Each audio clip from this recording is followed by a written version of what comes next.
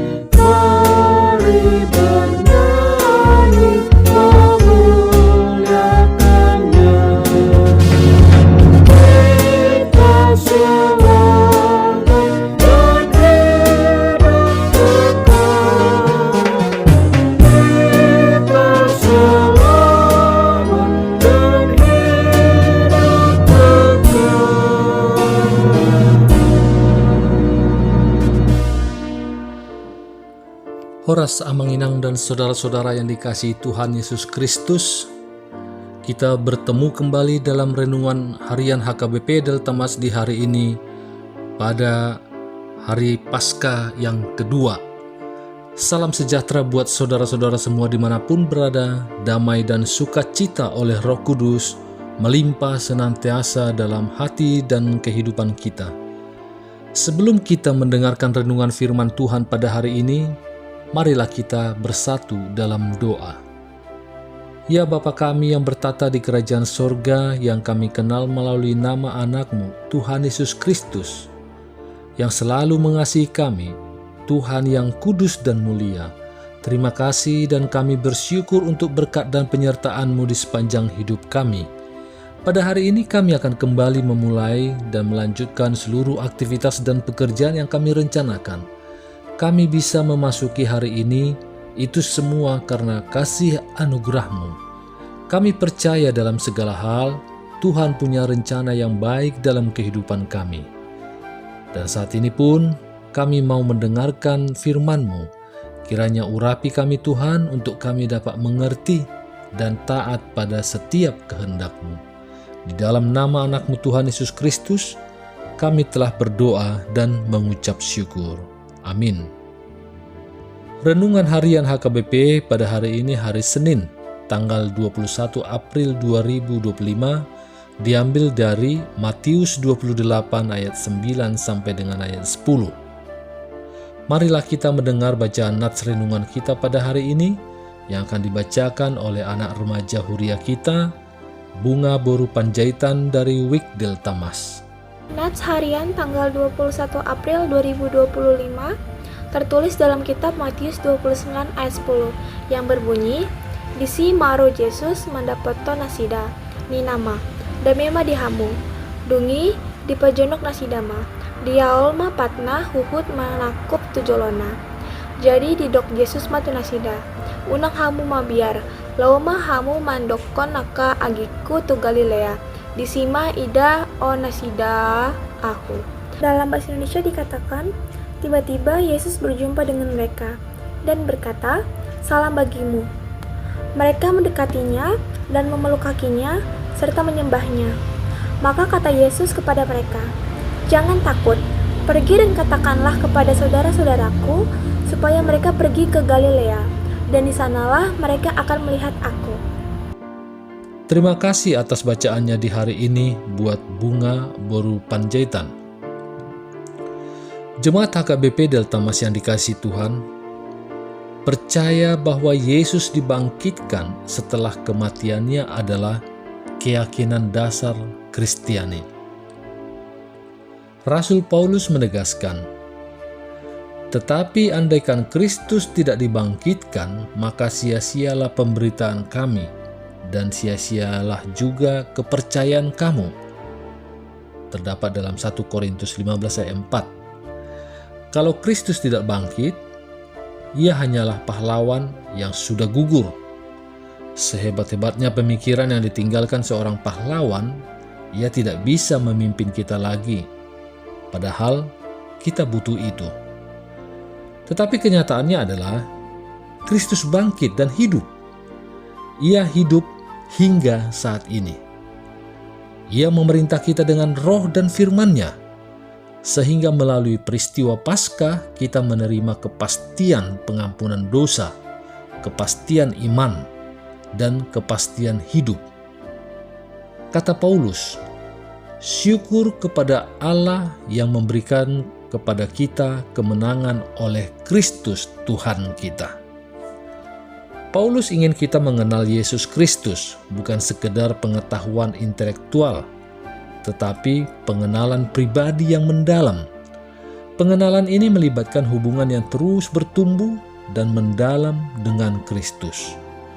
Kuasa kebangkitan merupakan kekuatan yang memampukan orang percaya untuk hidup berkemenangan atas dosa dan maut. Kuasa yang mentransformasikan hidup, memberikan harapan, dan memampukan untuk melayani Tuhan.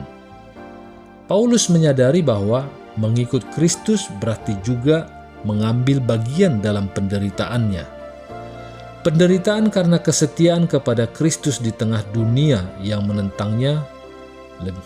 Lebih dalam lagi, Paulus ingin kita mengalami persekutuan yang mendalam dengan Kristus, bahkan dalam penderitaan.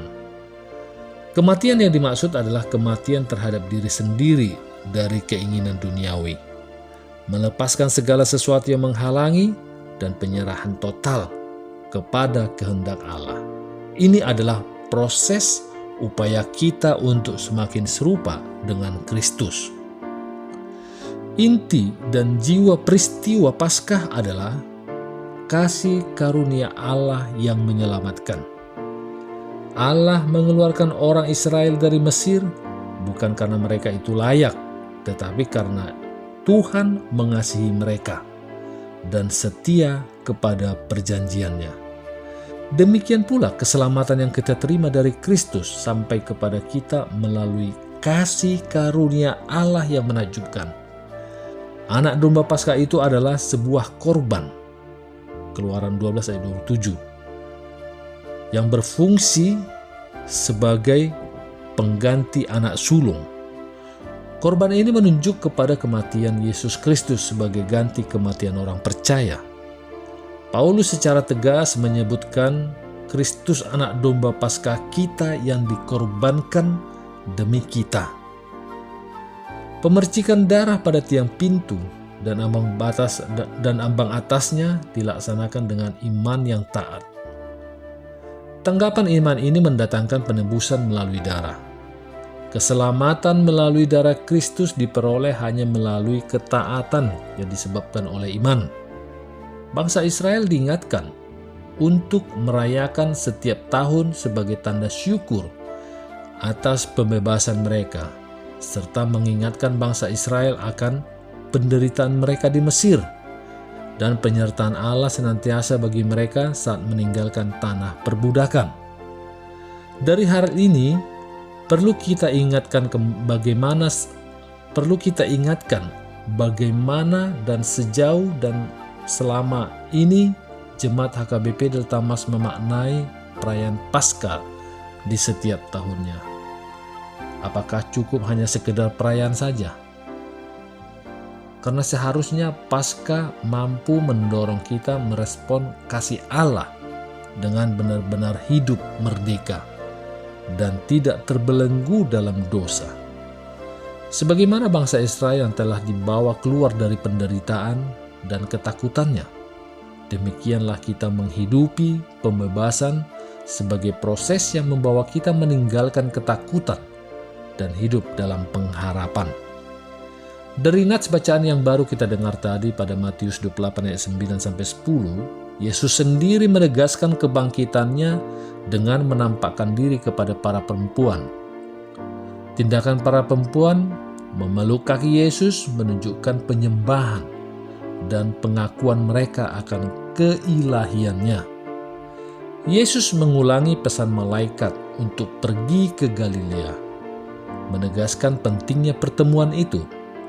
Yesus menyebut murid-muridnya saudara-saudaraku, menunjukkan kasih, penerimaan, dan pemulihan hubungan mereka setelah mereka meninggalkan Yesus. Salam bagimu dalam bahasa Yunani adalah Zaire, yang berarti bersukacitalah. Sebuah undangan untuk bersukacita dalam kebangkitannya. Jangan takut. Itu ada di ayat 5 dan 10. Ketakutan yang mereka saksikan adalah sesuatu yang melampaui pemahaman manusia. Yesus ingin menggantikan rasa takut dengan iman dan keberanian. Yesus mengingatkan bahwa kehidupan tidak berhenti setelah kematiannya. Justru dengan peristiwa kebangkitan, Yesus menunjukkan kebesaran karya Allah yang tak pernah berhenti oleh apapun, termasuk kematian. Mengikut Tuhan merupakan pekerjaan yang tidak akan pernah berakhir. Paskah mengajarkan kita bahwa selalu ada harapan. Sebab Yesus yang bangkit dari kematian sudah menyatakan kuasanya, dan kini perintahnya adalah kembali mengerjakan karya dan tetap menyatakan kabar baik. Oleh karena itu, kebangkitan Yesus harus dapat memulihkan hubungan kita dengan Tuhan, dan kita dimampukan untuk hidup sebagai anak-anak Allah yang setia. Paskah harus membuat kita hidup dalam sukacita dengan cara hidup yang lebih berpengharapan dan menjadi lebih baik. Karena kebangkitan adalah tanda diberikan suatu hidup yang baru. Hidup baru yang diikuti dengan penugasan agar orang percaya dapat menghidupi hidup bukan asal hidup, melainkan hidup dengan semangat dan bermutu. Paskah sebagai berita kemenangan mendorong orang percaya untuk tidak mau kalah dengan dosa dan gaya hidup orang berdosa. Namun kita benar-benar menghidupi karakter seorang pemenang yang telah dimenangkan oleh Kristus, Sang Juru Selamat. Amin. Selamat Paskah yang kedua. Mari kita bersatu dalam doa. Terima kasih Bapa atas firman yang baru kami dengar di hari ini. Kiranya melalui sukacita Paskah ini, kami memiliki hubungan yang lebih baik dengan Tuhan dan hidup sebagai anak-anak Allah yang setia. Di saat ini juga kami berdoa untuk Inang Nama Balu, kiranya Engkaulah ya Bapa yang memberikan sukacita, kesehatan, dan juga mencukupkan kebutuhan mereka, sehingga mereka pun semakin merasakan kasih dalam janji setiamu. Demikian juga kami berdoa buat keluarga dari jemaat-Mu yang saat ini merindukan keturunan di keluarga mereka. Kiranya Engkaulah ya Bapa yang menghadirkan keturunan di tengah-tengah keluarga mereka, sehingga mereka pun dapat merasakan sukacita yang daripada-Mu. Terima kasih juga ya Bapa atas hari-hari yang dapat kami lewati. Kiranya Engkaulah ya Bapa yang selalu menyertai kami, agar kami dapat menjalani hari-hari kami seturut dengan kehendak-Mu. Juga kami berdoa untuk anak-anak kami, baik yang saat ini bersama kami, dan yang berada di luar kota yang jauh dari kami orang tuanya, di mana mereka untuk menuntut ilmu ataupun untuk bekerja. Kiranya Tuhanlah yang memimpin kehidupan mereka, jauhkan mereka dari segala mara bahaya dan sakit penyakit. Dan juga kami berdoa buat anak-anak kami, Aprilia Boru Hutauruk, Civanya Shalom, Putra Situmorang, Farel Hutauruk, Hutajulu, Immanuel Silaban, dan juga anak-anak kami yang lainnya yang saat ini sedang mempersiapkan diri mereka untuk menghadapi ujian masuk PTN dan juga kedinasan di kepolisian. Berkatilah Tuhan perjuangan mereka, agar mereka pun mendapatkan apa yang mereka inginkan untuk baik itu dalam perkuliahan maupun di kedinasan. Terima kasih ya Tuhan atas segala yang terjadi dalam kehidupan kami dan juga di setiap rencana-rencana kehidupan kami. Karena kami percaya Engkau akan memberikan yang terbaik bagi kami semua. Karena Engkaulah yang Maha Tahu, yang Maha Kuasa, Maha melihat akan masa depan kami. Kami serahkan semua permohonan kami ini ke dalam tangan pengasihan-Mu, dan kiranya kehendak-Mu lah yang jadi di bumi ini seperti di surga. Haleluya. Marilah kita terima berkat dari Tuhan. Kasih karunia Tuhan Yesus Kristus dan kasih Allah Bapa dan persekutuan Roh Kudus menyertai kita semuanya. Amin.